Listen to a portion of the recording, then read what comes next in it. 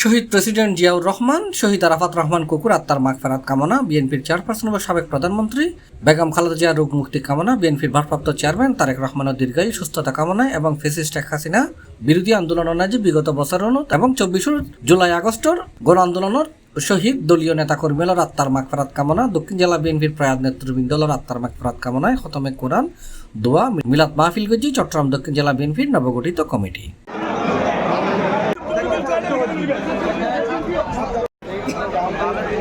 ফেব্রুয়ারি 6 তারিখ বৃহস্পতিবার বিকালে হযরত শাহ আমানত খান মাজার মসজিদ নাজি এই দোয়া মাহফিল অনুষ্ঠিত হয়। এই সময় দলীয় নেতৃবৃন্দ লয়ে মাজার জিয়ারত করা হয়।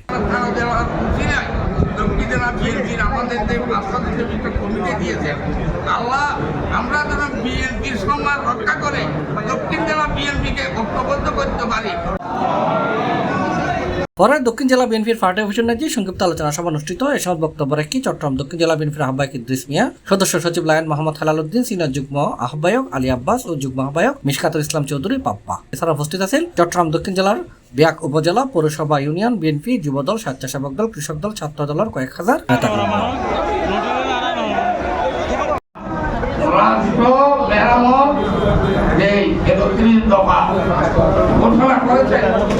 সেই 31 দফা রাষ্ট্র মেরামতের সেটা আমরা প্রত্যেক মিটিং করে ইউনিয়নের জনগণের কাছে বিএনপি নেতৃত্বের কাছে সেই অভিজ্ঞতাটি সেটা মানুষের কাছে তুলে ধরা থেকে এখানে দোয়া খতমে কোরআন গামছা শরীফ সবকিছু পড়েছেন যেন এখানে একটা পবিত্র পরিবেশ সৃষ্টি হয়। সুতরাং এই জায়গা থেকে আরো অনেক কিছু করণীয় আছে, এগুলো সব ঠিকঠাক করার পরে আমরা সবাইকে নিয়ে তার জন্য এই প্রতিনিয়ত আমরা বসবো, আমাদের আলোচনা আমরা আমাদের মতামত করবো ইনশাআল্লাহ।